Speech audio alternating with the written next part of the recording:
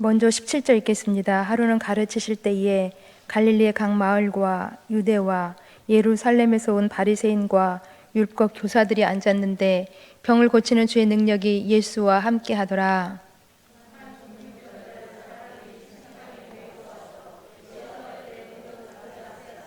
무리 때문에 메고 들어갈 길을 얻지 못한지라 지붕에 올라가 기와를 벗기고 병자를 침상째 무리 가운데로 예수 앞에 달아내리니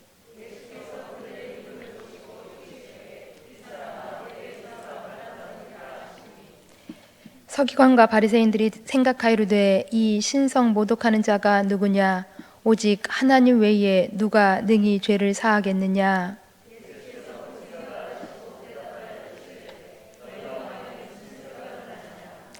내 죄 사함을 받았느니라 하는 말과 일어나 걸어가라 하는 말이 어느 것이 쉽겠느냐?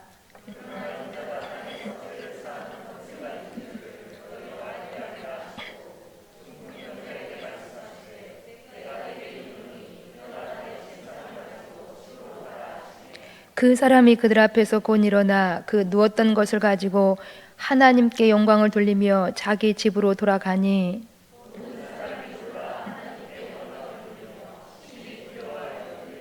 오늘 우리가 놀라운 일을 보았다 하니라. 아멘. 예수님의 공생애가 시작되고 예수님에 대한 이야기가 예루살렘 전역으로 퍼져나가게 되었습니다.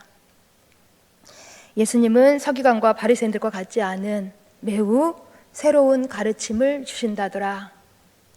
예수님은 많은 병자들을 고치는 능력이 있으시다더라. 많은 기적을 행하신다더라. 라는 예수님의 이런저런 많은 이야기들이 이스라엘 전역으로 퍼져나가게 되었다라는 것입니다. 그러자 많은 사람들이 예수님을 보기 위하여서 이곳저곳에서 몰려들기 시작하였습니다. 오늘 본문 말씀도 바로 그와 같은 상황 속에서 일어난 사건인 것입니다. 17절 본문 앞부분만을 좀 읽어드립니다. 하루는 가르치실 때에 갈릴리의 각 마을과 유대와 예루살렘에서 온 바리새인과 율법 교사들이 앉았는데, 곧 갈릴리와 유대와 예루살렘에서 바리새인들과 율법 교사들이 예수님을 보러 나왔다라는 것입니다. 오늘 본문과 같은 사건을 다루고 있는 마가복음 2장에서는 이렇게 기록되어 있습니다. 2절을 제가 읽어드립니다. 많은 사람들이 모여서 문 앞까지도 들어설 자리가 없게 되었는데, 그렇습니다. 당시 예수님이 계신 집은 예수님을 보기 위해서 많은 사람들이 몰려들어서 문전 성시를 이루었다라는 것입니다. 그런데 그 중에 바리새인과 율법 교사들이 있었다라는 것입니다. 이러한 때에 어떤 사람들이 중풍병자를 침상째 맨 채로 예수님을 찾아왔습니다. 그러나 많은 사람들이 몰려 있었기 때문에 예수님께 갈 방법을 찾지 못하고 결국은 예수님이 계신 집에 지붕으로 올라가게 되어집니다. 중풍병자를 예수님께 달아내리기 위해서였습니다. 그러나 이 중풍병자를 예수님께 달아내린다라는 것은 결코 쉬운 일이 아니었습니다. 몸을 제대로 가누지도 못한 이러한 환자를 침상에 누인 채로 수많은 사람들 틈 사이를 비집고 들어와서 지붕을 벗기고 줄로 메어서 예수님 앞으로 달아내리는 일, 결코 쉽지 않은 과정이었다라는 것입니다. 그러나 이 사람들은 너무나도 절박했기 때문에, 너무나도 간절했기 때문에 이 사람들은 이러한 일들을 행하고 있는 것입니다. 많은 사람들이 이 과정을, 이 장면을 주목하여서 지켜보고 있었습니다. 과연 침상이 예수님 앞으로 내려오는 그 순간에 어떤 일이 일어날 것인지 사람들은 기대했을 것입니다. 예수님께서 중풍병자에게 손을 얹으시든지 말씀을 하시든지, 그래 정말로 이 중풍병자가 병이 나을 것인지 모두가 긴장된 마음으로 지켜보고 있었다라는 것입니다.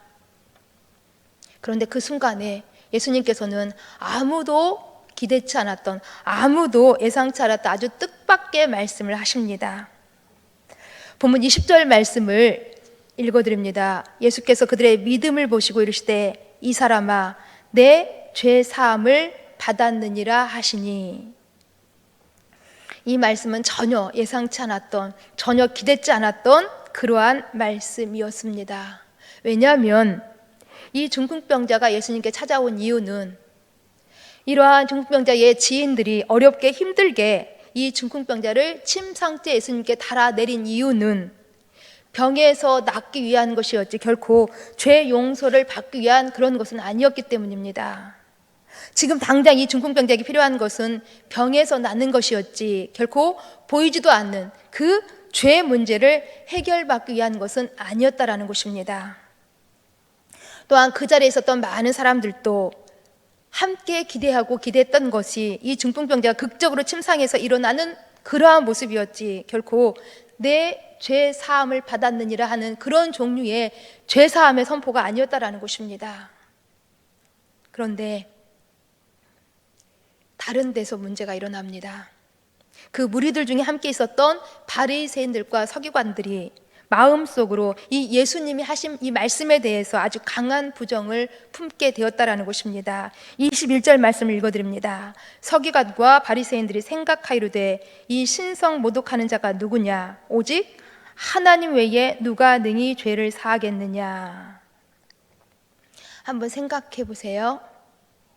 바리새인들과 서기관들 입장에서 보면 이 죄 사함의 선포는 오직 하나님만 하실 수 있는 일이었습니다.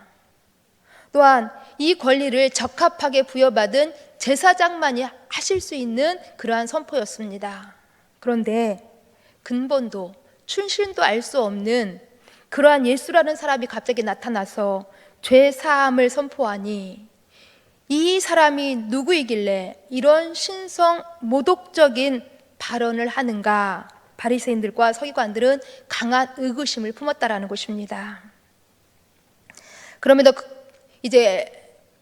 불구하고 당시 이 서기관들은 이 자기네들의 부정적인 생각들을 결코 입 밖으로 말하지 않고 마음속으로만 생각했습니다.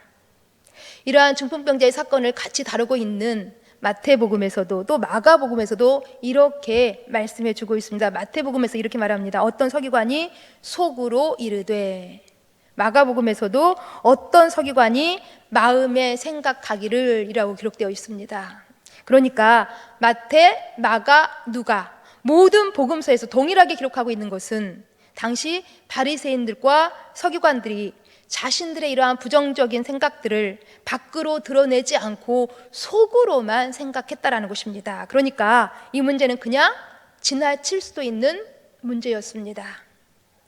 예수님을 겉으로 직접적으로 공격하지 아니하고 비난한 것이 아니기 때문에 그냥 넘어갈 수 있었던 문제였다라는 것입니다. 그런데 예수님은 굳이 이들이 속으로 생각한 것을 겉으로 끄집어내셔서 문제를 삼으셨습니다. 꼭 예수님께서는 긁어 부스럼을 만드시는 것처럼 보였다라는 것입니다. 왜 우리 예수님께서는 굳이 바리새인들과 서기관들의 이러한 부정적인 생각들을 밖으로 끄집어내셔서 이들과 불편한 관계가 되도록 자처하셨다라는 것입니다. 24절 말씀은 좀 함께 읽습니다. 우리 본문 24절 말씀 함께 읽습니다.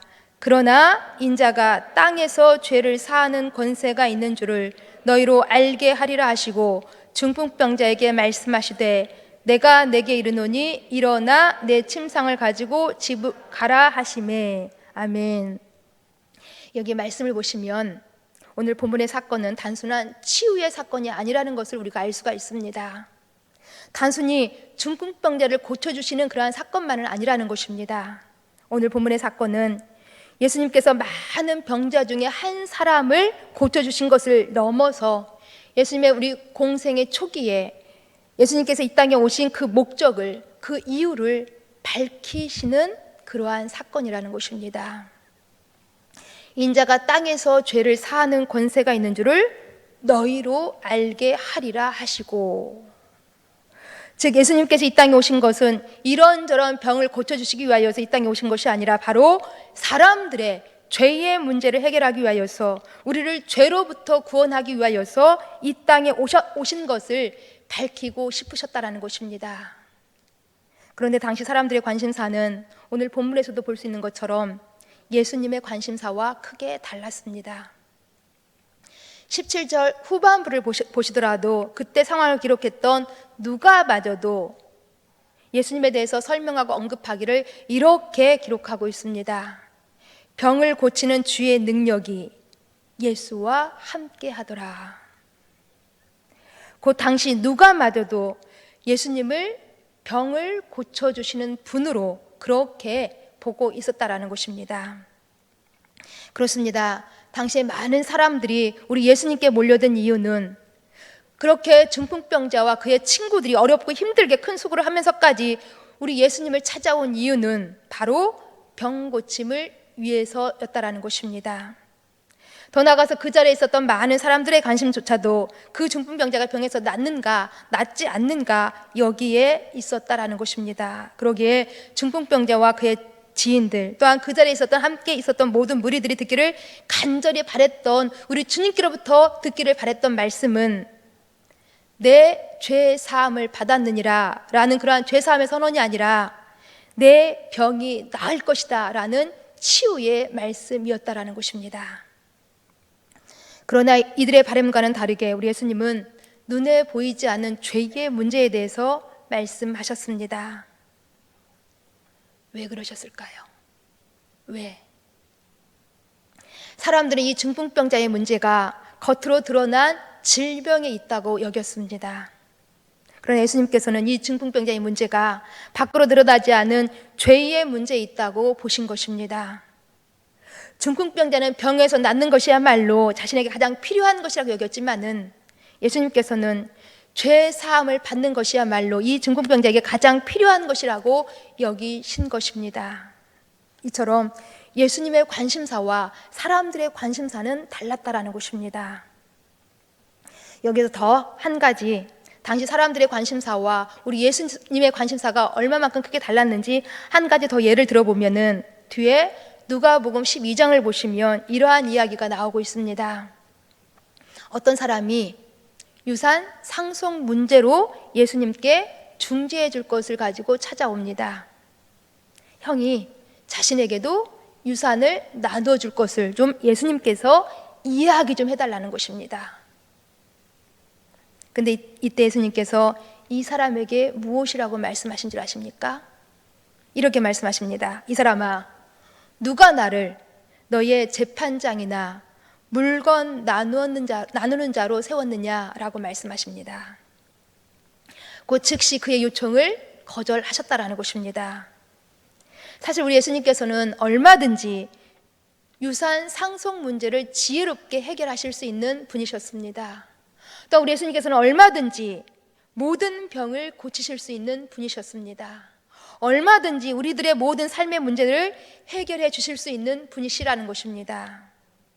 그러나 우리 예수님께서는 공생애의 순간순간마다 자신에 대해서 이렇게 말씀하셨습니다. 인자가 온 것은 잃어버린 자를 찾아 구원하려 함이니라.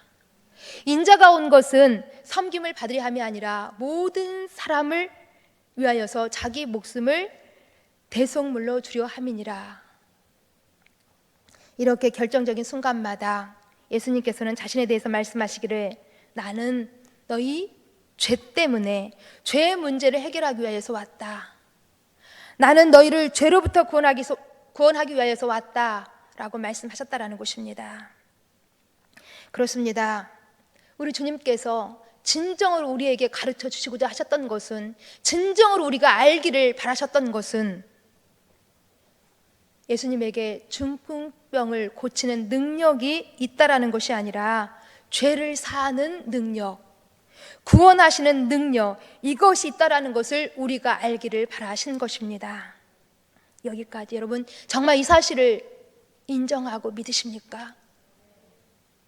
그렇다고 한다면 제가 한 가지 질문을 드려봐도 될까요? 물론 이 질문은 조금 불편한 질문일 수가 있습니다. 이것입니다.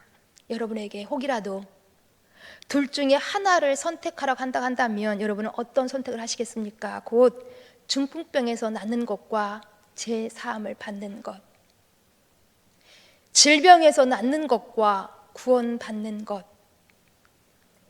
이 중에 꼭 하나만 선택해야 한다고 한다면 여러분은 어떤 선택을 하시겠냐라는 것입니다. 물론 생각하고 싶지 않은 질문일 수도 있습니다.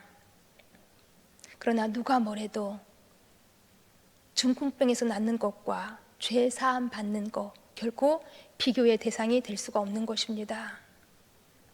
영혼의 관점에서만 보더라도 중풍병은 한순간이지만은 죄 사함 받고 구원받아 하나님의 자녀가 되는 것은 영원하기 때문입니다.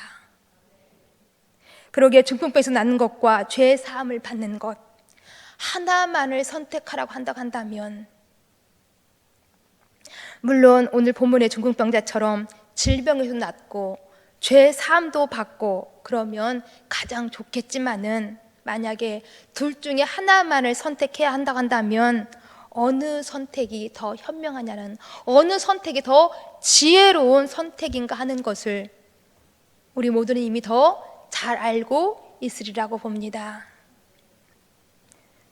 우리 인생에도 이런저런 많은 삶의 문제들이 있습니다. 중풍병자에게 이러한 중풍병이라는 문제가 있었던 것처럼 우리에게도 많은 여러 가지 문제들이 있다라는 것입니다.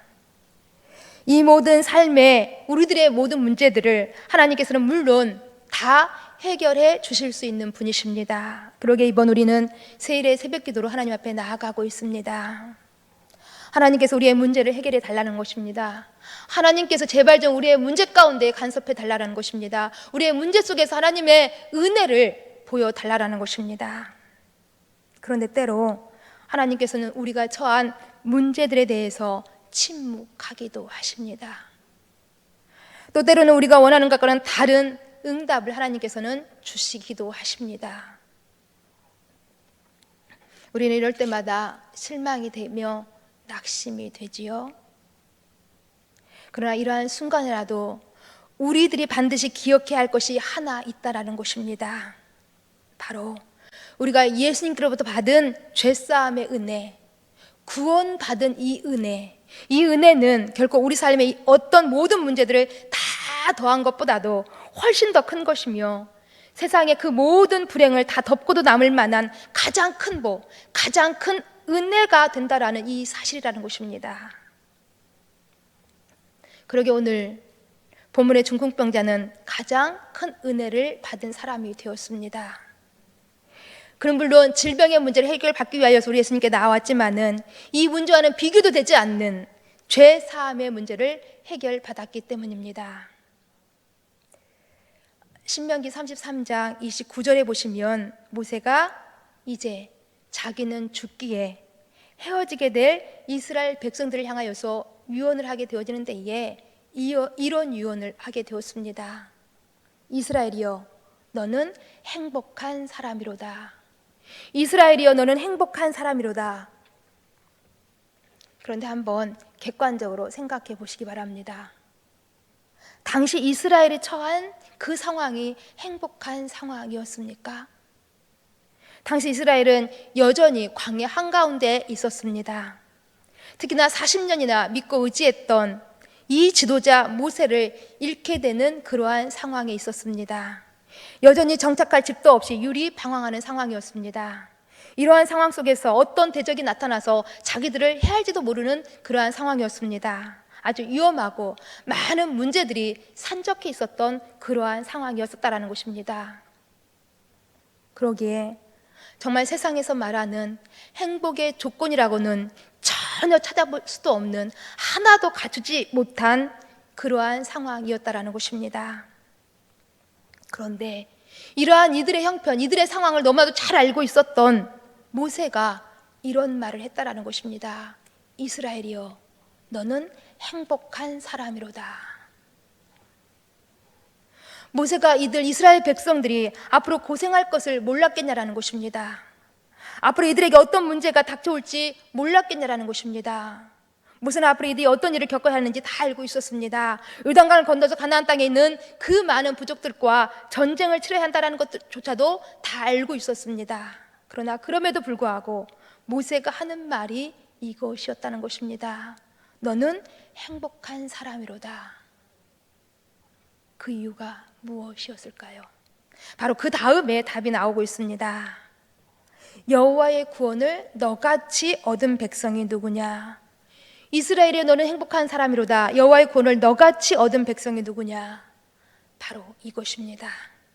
이스라엘, 너희가 얻은 구원 때문에, 너희가 이미 얻은 구원의 은혜 때문에 너희는 행복한 사람이라는 것입니다. 너희가 받은 그 구원의 은혜야말로 모든 복 중에 복이요, 너희가 누리고 있는 그 은혜 중에 가장 큰 은혜라는 것입니다. 비록 지금은 집도 없고 아직 제대로 된 땅도 없고 광야 한복판에 있지만, 제대로 된 음식과 의복도 갖추지 못하고 있지만, 또 앞으로 끊임없이 이방 민족과 전쟁을 치러야 하지만, 그러나 너희는 하나님께 택한 민족이니, 너희는 구원받은 민족이니 너희는 행복한 사람이로다 라고 모세가 지금 유언을 남기고 있는 것입니다. 우리 사랑하는 성도 여러분, 하나님께서 우리의 이번 세일의 새벽기도에 응답하시고 이런저런 여러분의 많은 문제들을 다 해결해 주시기를, 응답해 주시기를 간절히 소망합니다.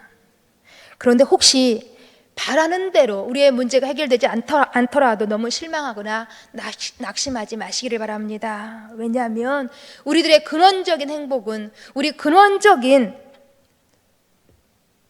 삶의 기쁨은 결코 중풍병이 낫는 데 있는 것이 아니라 내 죄 사함을 받았느니라 하는 우리가 이미 받은 구원에 있기 때문입니다. 그러게 우리는 기억해야 합니다. 우리가 이미 해결받은 죄사함의 문제는, 우리가 지금 직면한 우리 인생의 수많은 문제들, 그것이 물질의 문제이든지, 그것이 질병의 문제이든지, 그것이 또한 자녀의 문제, 우리 내면 어떠한 상처의 문제이든지, 또 우리 사회, 정치, 경제, 교육의 이 모든 문제들을 해결받은 것보다도 인생의 모든 문제들을 해결받은 것입니다. 곧 이 지구상에 존재하는 가장 큰 최대의 문제를 우리는 해결받은 것이라는 것입니다.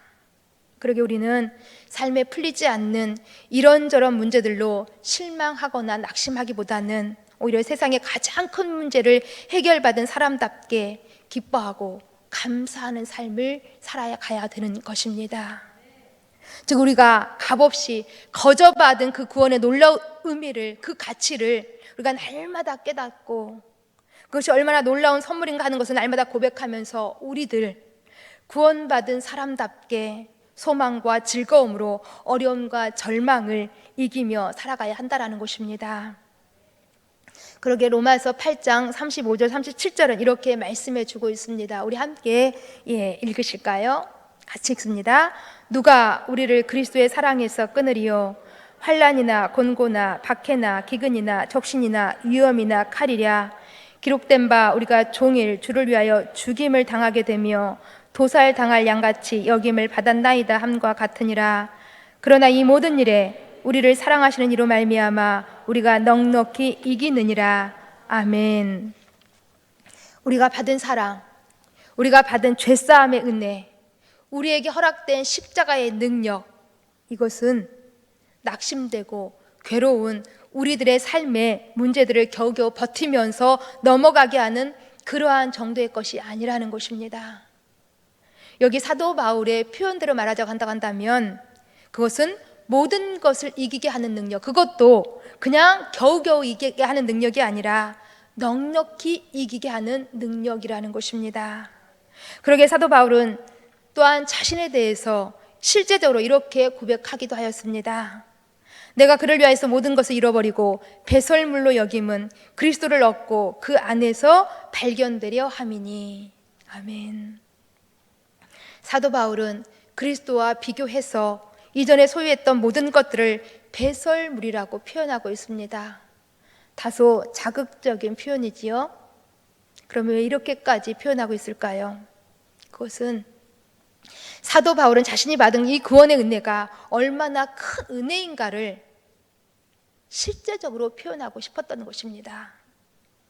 바라기는 우리 모두도 우리가 받은 죄사함의 은혜, 우리가 받은 이 구원의 은혜가 얼마나 큰 은혜인지를 알아서 때로는 우리가 세상에서 도살당할 양같이 그렇게 여김을 받는다 할지라도, 혹 죽을 것만 같은 그러한 문제 앞에서 힘들다 할지라도 환난이나 곤고나 사망이나 그 어떤 권세도 이미 우리가 받은 그 구원의 은혜를 끊을 수 없음을 기억하면서 강하고 담대하게 기도로, 특히 이번 세일의 새벽 기도로 하나님을 기대하면서 넉넉히 이기며 살아가실 수 있기를 간절히 주님의 이름으로 축원드립니다.